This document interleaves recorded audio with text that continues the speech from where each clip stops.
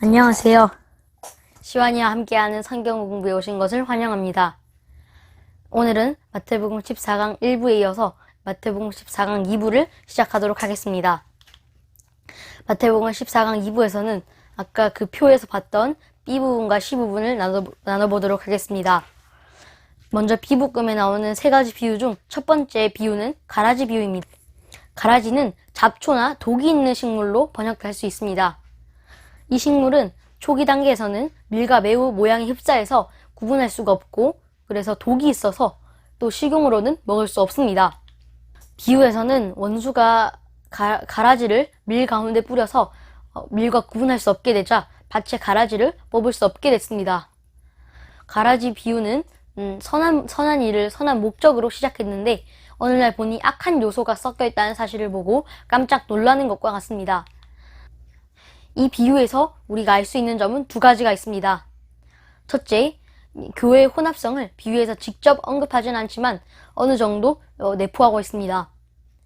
여기서 가라지는 바로 악한 사람의 아들이고 악한 사람이고, 밀은 바로 의인을 뜻합니다. 의인들은 하나님께서 반드시 천상의 존재로 변화시킬 것이고 최후 심판의 때에 가라지를 불태워 버리실 것입니다.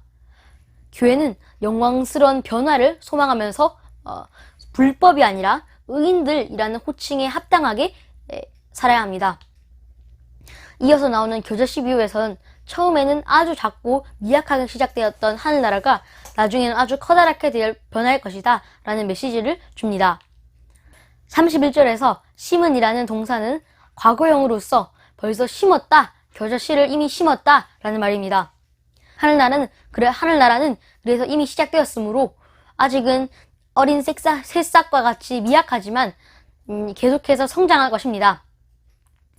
하늘나라는 하늘의 군대를 동원해서 거창하고 웅장하게 시작된 것이 아니라 그때 눈으로 보았을 때에는 보잘것없었던 제자들로 어부들로 시작되었습니다. 하늘나라의 운동에 대한 부정적인 반응들과 하늘나라의 왕이 직접 오셨는데도 불구하고 그 당시엔 무관심이 대부분이었고, 제자들의 활동은 매우 작게 보였습니다. 하늘나라는 세상적인 기준에 따라서 관측되거나 평가되는 나라가 아닙니다. 하늘나라는 이 나라는 현재도 성장하고 있으며 미래에는 영광스럽게 변화할 것입니다. 그래서 하늘나라는 절대 성공과 승리를 꿈꾸는 이기적인 나라가 아닙니다. 왜냐하면 하나님은 이 땅에 백양목같이 커다란 나무를 심은 것이 아니라 겨자씨와 같이 작은 씨앗을 심으셨습니다. 이어서 마지막 누룩의 비유는 겨자씨의 비유와 비슷한 내용이 나옵니다. 누룩의 비유는 우리에게 누룩의 빵이 반죽을 처음에는 작았지만 아무도 모르게 반죽을 크게 만드는 것처럼 하늘나라도 사람들이 모르게 빨리빨리 성장을 하고 있으며 이 세상을 점령하고 있다라는 메시지를 줍니다. 사람들이 인식하지 못할지라도 하늘나라의 진리는 숨겨져 있는 누룩과 같습니다. 35절에서 예수님이 비유로 말씀하시는 말씀하실 때도 감추인 것을 드러내리라 라는 구절을 사용하시면서 예수님은 숨겨져 있는 하늘나라를 비유로 말씀하시면서 감추인 것을 드러내시는 분이 바로 자신임을 강조합니다. 교회는 하늘나라가 사람들의 눈에 보이지 않는 방식으로 성장하고 있음을 알아야 합니다. 앞서 말했듯이 하늘나라는 결코 겨자씨처럼 그 작은 나라이지만 큰 나라로 변할 것이다 라는 소망을 가지고 있어야 하고, 하늘나라는 절대 이 세상의 관점과 이 세상의 기준으로 평가되는 나라가 아님을 알고 있어야 합니다. 왜 근데 예수님은 비유로 말씀하시는가에 대해서 33절에서 나옵니다. 이 33절은 누룩의 비유에서 나온 말씀이기도 한데, 예수님은 구약의 예언을 성취하기 위해서 또 감추인 것을 드러내시기 위해서 비유를 사용하십니다. 예수님은 시편 78편 2절을 인용하시면서 내가 입을 열어 비유로 말하며 예로부터 감추어졌던 것을 드러내려 하니 라고 나오는데, 이 시편 78편에서는 이스라엘 백성이 하나님의 기이한 일들, 하나님이 일으키신 기적들을 믿지 않는다고 합니다. 그러나 그 가운데서도 반응이 있는 사람들이 있을 것이고 그러나 이렇게 사람들이 하늘나라를 믿지 않는 상황에서도, 하나님의 기적을 믿지 않는 상황에서도 믿는 사람은 있다는 것을 시편 78편 65절에서 72절에서 말해주고 있습니다. 예수님은 감춰진 것을 드러낼 목적으로 비유의 형식을 취하셨고, 또 사람들에게 쉽게 가르쳐 주시기 위해서 더 쉽게 이야기하기 위해서 비유로 말씀하셨습니다. 그렇게 공개적으로 예수님은 쉽게 전하셨지만 영적인 눈과 귀가 닫힌 사람들은 깨닫지 못합니다. 78편 전체에서 대부분의 백성들과는 달리 소수의 사람들이 깨달았던 것처럼 제자들은 예수님의 비유와 해설을 듣고 감춰진 것을 깨달은 사람들입니다. 이어서 예수님은 숨겨진 보화의 비유를 44절에서 말씀하십니다. 44절을 보면 천국은 마치 밭에 감추인 보화와 같으니 사람이 이를 발견한 후 숨겨두고 기뻐하며 집에 돌아가서 자기의 소유를 다 팔아 그 밭을 사느니라. 비유에서는 어떤 사람이 밭에서 뜻하지 않게 보물을 발견했다고 하는데, 이 사람은 예수님을 믿지 않는 사람으로서 우연히 예수님을 믿는 친구를 따라가서 예배를 드리고 하나님의 진리를 깨닫고 하늘나라의 진정한 진리를 깨달음으로써 하늘나라에 들어가려고 예수님을 믿고 또 진리를 깨달은 자라고 적용할 수 있습니다. 보화의 비유는 하늘나라는 우리가 추구하고 있는 것보다, 우리가 소유하고 있는 것보다 어떤 가치보다도 더 귀한 사실을 강조합니다. 우리의 모든 것을 팔아서 당장 사야 할 정도로 하나님이 예수 그리스도를 통해서 실현하신 하늘나라는 돈 주고 절대 살 수 없을 만큼 절대적인 가치를 지니고 있습니다. 하늘나라는 예수님의 사역을 통해서 현재적으로 이미 있고 어떤 비용을 지불해서라도 얻어야 할 만큼 귀한 것입니다. 만일 세상의 무엇과도 바꿀 수 없는 하늘나라가 지금 여기 와 있다면 우리는 모든 것을 팔아서라도 나라를 사는 것과 같이 급진적인 반응이 당장 일어날 수 있어야 합니다. 이어서 예수님은 진주장수의 비유를 말씀해 주십니다. 마태복음 13장 45절에서 46절에서는 또 천국은 마치 좋은 진주를 구하는 장사와 같으니 극히 값진 진주를 하나 발견함에 가서 자기의 소유를 다 팔아 그 진주를 사느니라. 보화의 비유와 진주장수의 비유는 둘 다 하늘나라라는 세상이 어떤 것과도 바꿀 수 없는 귀하고 가장 가치가 있다는 것에 초점을 둡니다. 그러나 이 두 비유가 비슷한 점이 있지만 다른 점도 있습니다. 앞에서 나온 보물을 뜻하지 않게 발견한 그 비유는 예기치 않은 상태에서 찾은 기쁨을 뜻하는 것이고, 또 이 진주장수의 비유에서 말하는 기쁨은 바로 평생 동안 일생을 찾다가 발견한 기쁨은 차이가 있을 것이라고 말하고 있습니다. 진주를 찾는 상인의 비유에서 어떤 상인은 가장 좋은 진주를 찾아다니다가 가장 좋은 최고의 진주를 발견하고는 자신의 모든 것을 팔아 그 진주를 구합니다. 진주를 찾는 상인이 최고의 진주를, 자신의 모든 진주를 팔아서 산 것은 진리를 일생 동안 찾던 자가 자신이 찾던 진리를 일생 동안 찾다 발견한 것과 비슷합니다. 최고의 진주는 예수님께서 가져오신 하늘나라를 뜻합니다.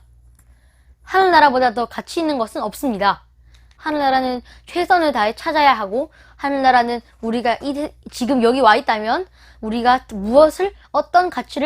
어떤 것을 주더라도 사야 하는 가치가 있는 것입니다. 이어서 예수님은 그물의 비유를 말씀해 주십니다. 그물 비유에서는 가라지 비유가 세상의 의인들과 악인들이 섞여 있는 모습을 보여주었다면, 그물 비유에서는 교회에 의인들과 악인들이 섞여 있다는 것을 말하고 있습니다. 여기서 각종 물고기는 의인들과 악인들을 모두 포함한 세상 끝에 갈라지기 전까지 모두 함께 한 그물에 있다고 말합니다. 여기서 그물은 교회를 말하고 있으므로 여기서 말하는 것처럼 교회에서는 악인들과 의인들이 섞여 있다고 말합니다. 의인들과 악인으로 혼합된 교회에서는 의인들만으로 구성된 교회가 아니라 안타깝게도 세상 끝에 있을 최종 분리까지 의인들만 의인들만이 있는 것이 아니라 악인들도 함께 있다라고 하는 불완전한 악인들과 함께 공존하는 불완전한 공동체입니다. 제자들은 예수님의 가르침을 깨닫고 열매 맺는 것뿐만이 아니라 다른 사람을 가르치는 서기관의 역할도 한다 라고 이어서 예수님이 51절에서 52절에서 말씀하십니다. 옛것과 새로운 것들은 구약과 신약을 뜻하고 또 예수님의 제자인 하늘나라의 서기관은 하늘나라의 복음을 가르치는 직분을 받았습니다. 그래서 제자들은 우리들은 모두 하늘나라의 복음을 가르칠 수 있는 직분을 받은 사람들입니다. 하나님께서 태초부터 하늘에 감춰진 것을 비유를 통해서 예수님을 통해 계시하신 것처럼 그의 제자들인 또 우리들은 구약과 신약이라는 성경을 통해서 감춰진 진리를 전해야 합니다.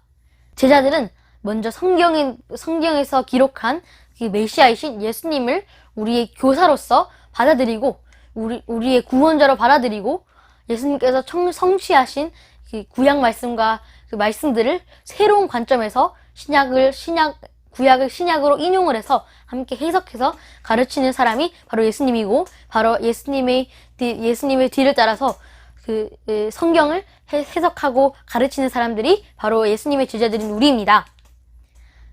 이어서 53절에서 58절에서는 예수님이 고향으로 가셔서 배척을 받으시는 내용이 나오는데 여기서 핵심 용어는 58절에 나오는 믿지 않은 불신입니다.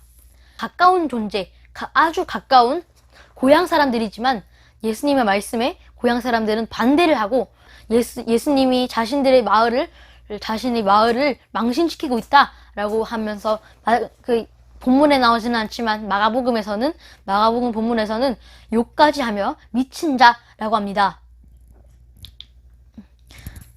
예수님은 평범한 목수의 아들로 자랐는데 말씀에 나온 것처럼 목수의 아들로 자랐는데 이분은 어디서 이 모든 것들을 얻었을까?